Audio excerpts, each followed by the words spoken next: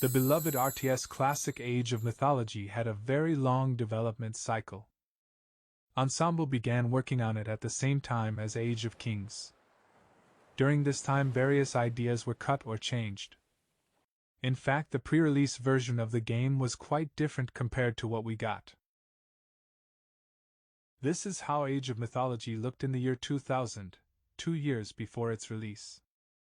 Satyrs were early Greek myth units, and Poseidon actually appeared as a unit. These are some screenshots from early to mid-2001. Finally, here are 2 screenshots from late 2001. Unfortunately, there is very little information available regarding the 2000 build. Most of the screenshots come from the 2001 builds. Let's go over all the deleted Alpha Myth units. 4 Alpha Myth units were made available in the Tale of the Dragon DLC as hidden units: Griffin, Trollcarrion, Apep, and Golem. But there are many other units with completely different designs. The Alpha model of the Frost Giant resembled a living ice creature and appeared more simplistic compared to the humanoid Frost Giants we received. The Fire Giant was slender and had a beard. The Scorpion Man had hands and functioned as a ranged unit, utilizing bows. The Rock wasn't a transport unit, and it had attack animations.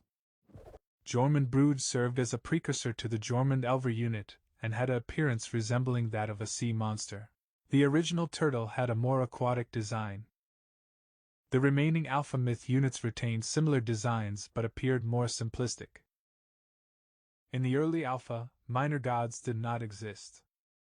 Myth units were directly assigned to the major gods. For example, Train's Frost Giants, Leviathans, and Krakens. Train's Golems, Griffins, Medusae, and Sea Turtles. Train's Mummies, Phoenixes, and Sea Serpents. Based on these old text files, it appears that the Leviathan was originally a Norse unit, the Sea Turtle was a Greek unit, and the cut Sea Serpent was an Egyptian unit. During this period, Hydras were naval units, while Scylla hadn't been conceptualized yet. When Scylla was finally introduced, it featured a more myth-accurate design. Only these 3 screenshots remain as evidence of this particular model. Originally, the Kraken was designed as an underwater unit that would surface only to attack ships. Its instant death attack wasn't implemented at this time. Among the Alpha files, there is also an icon file for the Siren unit. However, it is challenging to guess its intended functionality in the game. Interestingly, the anim file categorizes them as Greek units, while the texture file adopts an Egyptian naming convention. In mythology, sirens are depicted as winged creatures with human heads and enchanting voices. Much like the Siren unit, there were many other lesser-known cut units, including the Unicorn, Sand Giant, Greek Giant, and Satyr. In fact, some of the naming conventions suggest that the Vulture unit was also initially intended as an Egyptian special unit. There are some texts that imply that harpies were intended to function similarly to the shades we encounter in the underworld levels. Unused action types and animations. Many of the units had unused animations. Most units had the ability to walk and attack simultaneously, while some units had the capability to run. Colossus had a sleep animation. It was possibly intended for scenario use only. Sphinxes could teleport into battle. Valkyries could jump into battle similar to Anubites. Rocks had multiple unused animations. They had to land to garrison and ungarrison units. They were more vulnerable when they were on land. Leviathan had a special animation for loading units. Fire Giant and Petsuchos had a hand attack. Hippocampus has an unused attack animation. Various units have unused birth animations. Alpha Gargarensis has a special pick-up board animation. In the Alpha Giant units could pick trees and throw them at enemy units. Titans were planned for the base game. They were intended to appear in the Forgotten City map and the campaign. The Forgotten City was a cut random map that featured a mountain giant Titan unit. The player who gained control of the 4 settlements at the heart of the map would also take control of the Titan unit. The text file describes this Titan as follows. Titans can destroy most anything. Be very afraid. Text files suggest that the Poseidon statue, Guardian, and the mountain giant were either Titans themselves or placeholders for the Titan units. Both the Guardian and the Poseidon statue have a 5-minute training time, which may indicate that they were intended to be trainable at some point. Alpha proto files reveal that the Guardian has a bonus attack against Titans. This functionality is quite similar to how Titans function in the expansion pack, as they are formidable against all units and possess a special bonus against other Titan units. The proto name for the Poseidon statue is Titan Bat, and the campaign voice files mention another Titan unit that Zeus grants to fight Poseidon. Ah, Zeus has blessed you with a Titan. It will not be enough to stop me. You are too late. Finally, there are only 2 units that have a sleep animation, the Guardian and the Colossus. In one of its sleeping animations, the Colossus doesn't have its sword, which is somewhat similar to the Guardian unit in the campaign. Even the rollover text refers to the Colossus as a Titan. This titanic construct can eat trees or gold mines to heal itself. There was also an Ice Titan that was removed from the Titan's expansion. This unit had the freeze attack ability.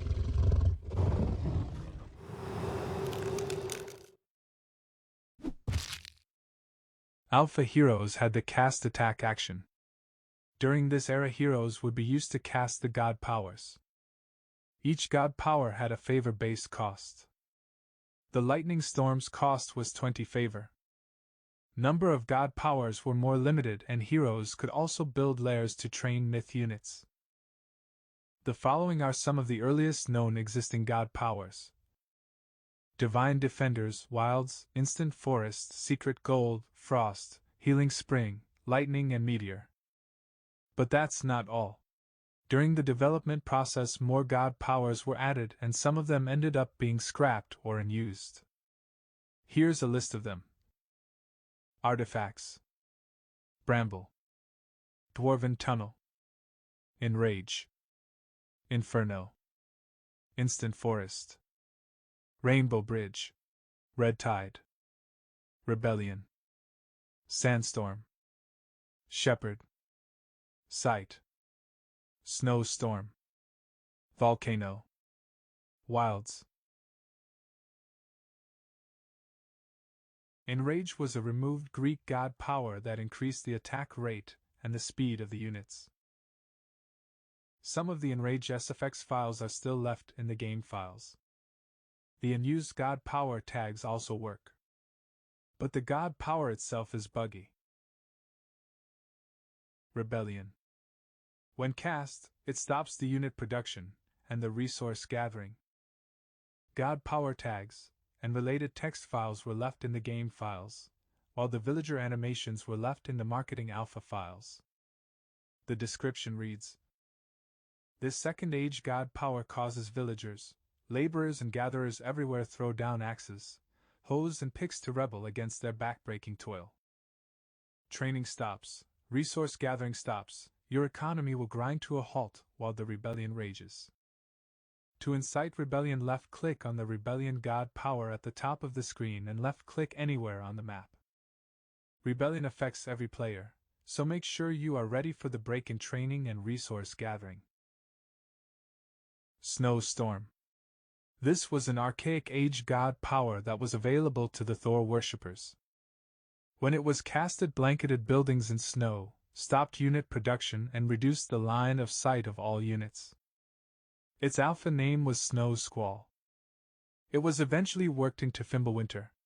Originally, the snow effect wasn't global, and it only snowed around the town centers. Bramble. This was a Hades god power. The alpha description reads: creates a defensive thicket around target town center. In Dev Diaries, Bramble is described as a Sword of Venus flytrap. It's unknown whether Bramble eventually evolved into the Venus flytrap, Or that was a different god power altogether that became the Carnivora god power in the Titans expansion. The untextured Bramble model was left in the game files. This model was later modified and repurposed to the Uproot god power in Tail of the Dragon DLC. Red Tide. Very little is known about the Red Tide god power. This was possibly a segment god power that was left in the game as a cheat. Once cast, it turns the water red and kills all the fish. Sight. Shows you all untamed animals on the map. Artifacts. Reveals the location of the relics on the map. It was planned for the Tail of the Dragon DLC. It's left in the game files and it's fully functional. Shepherd. Summon yummy goats. It's listed among the other Norse god powers in the alpha. At some point during development it moved to Hathor and granted Nubian goats.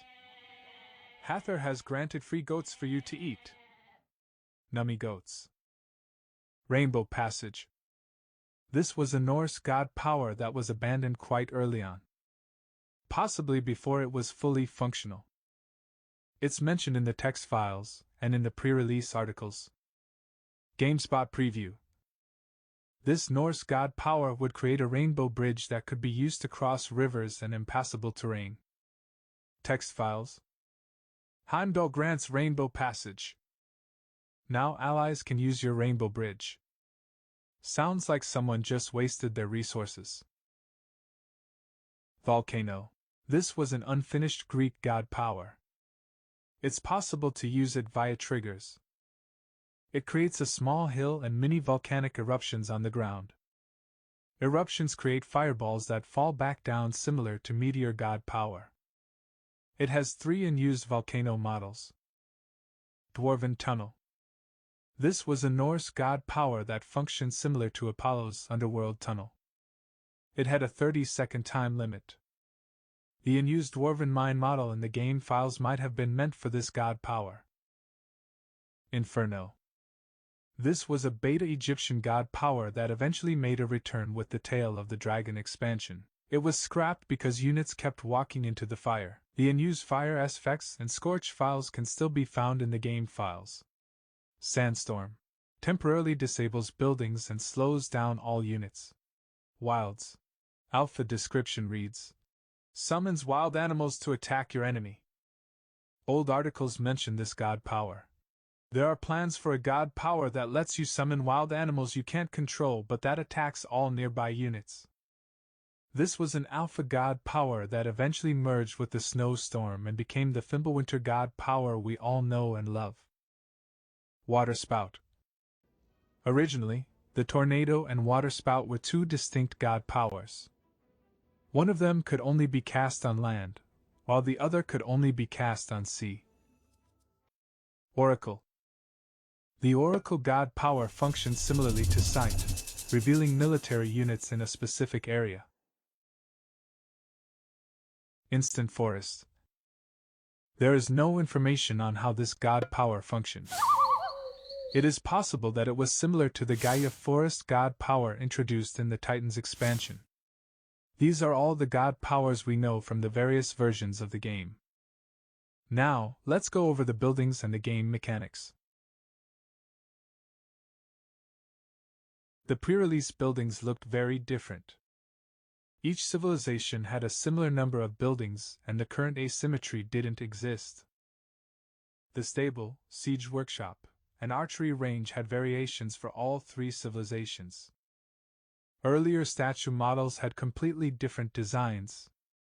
Poseidon's statue resembled his appearance in the game's iconic poster, while Norse god statues were carved out of stone. Norse and the Egyptian villagers could also pray at their shrines and temples. Although the monuments weren't initially planned, when they were introduced in the 2001 build, they were made out of sandstone. The pyramid was the largest monument. It was also possible to trade favor for other resources. Houses and the settlement system didn't exist. Players had to control fertile farm sockets to expand their population capacity. Also, each civilization had unique-looking farms. 2 of the beta farm models are still left in the game files, minus the original textures. All civilizations had similar economy-based buildings, and the ox carts didn't exist. Stone was initially planned as a resource, but it was eventually removed, because with the addition of favor, the resource management was getting too complex. All villagers had the ability to gather fish that were close to the shore, similar to the older Age of Empires titles. The naval units from early 2001 were gigantic compared to the ones we have now. Ensemble explained the early naval combat system as follows. Ensemble is changing the way naval combat works. Now, instead of many different ships, there will probably be one ship type per civilization. The ships in turn will change depending on what you put on it. If you put siege weapons on the ship, it will become a siege ship. If you load the ship with archers, it will become a warship. If you put infantry on the ship, the infantry will become oarsmen, thus making it faster. Ships are thus now more like floating castles or towers. Rather than being separate units themselves, they conform to the units you place in them, becoming speedy transports, sluggish siege engines, or powerful warships at your choosing. Ensemble eventually abandoned the idea of having a single warship and utility ship. In early 2002, docks were separated into naval shipyards and trade docks. Warships and myth units could only be trained in naval shipyards, while fishing ships, trade ships, and transport ships were trained at the docks. However, this concept was short-lived, as the naval shipyards and trade ships were cut, the former being only available in the campaign missions. Alpha Age of Mythology featured more water-related technologies, bonuses, and relics. Steering rudder tech, ships provided with steering rudders to increase velocity. Aeolus Bag of Winds, you have recovered Aeolus Bag of Winds, which causes ships to sail faster. Your culture worships Poseidon in return for better market trade and caravans and faster utility ships.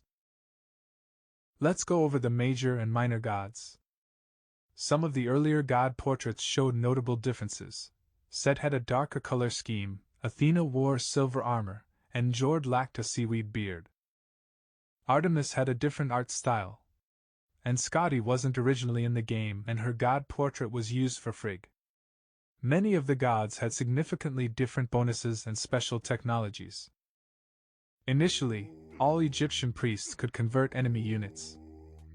However, this concept was scrapped, and the code was later repurposed for set priests to convert animals. Another cut bonus belonged to Thor, as his raiding cavalry had the ability to earn gold by destroying enemy buildings. There were many other lesser-known beta god bonuses and technologies. Let's examine some of them. Bas blesses your villagers with fertility, increasing their training rate.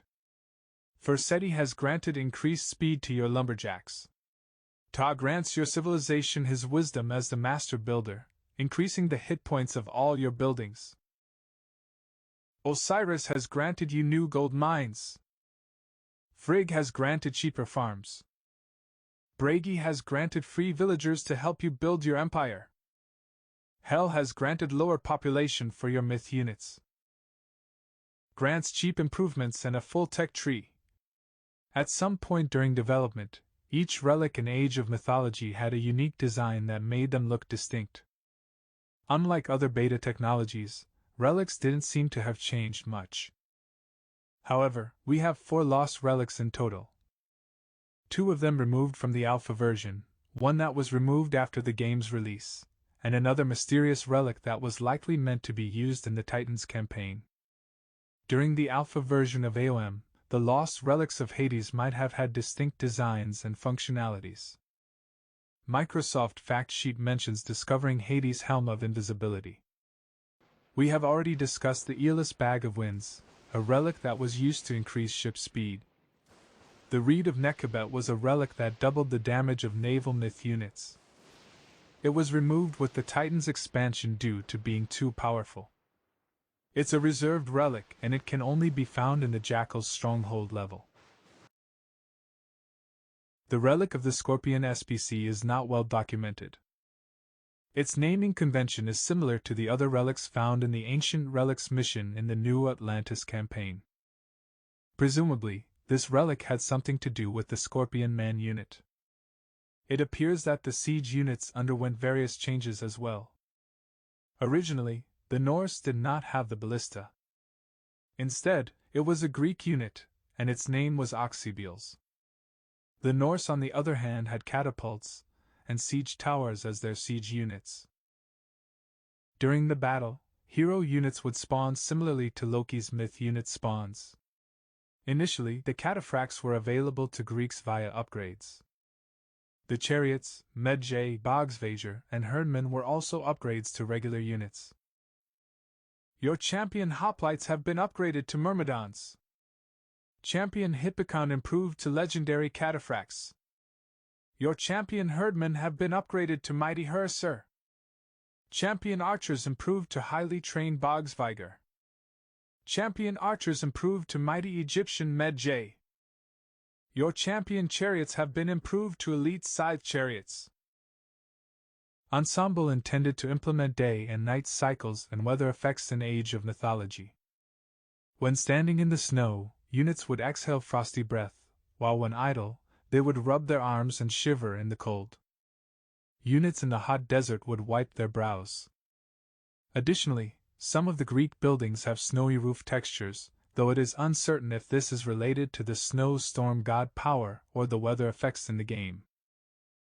Originally, there were more animals planned for Age of Mythology, including the Nubian goat, ram, dog, horse, camel, musk ox, herring, and shore fish. Initially, the predator animals were intended to attack other animals as well.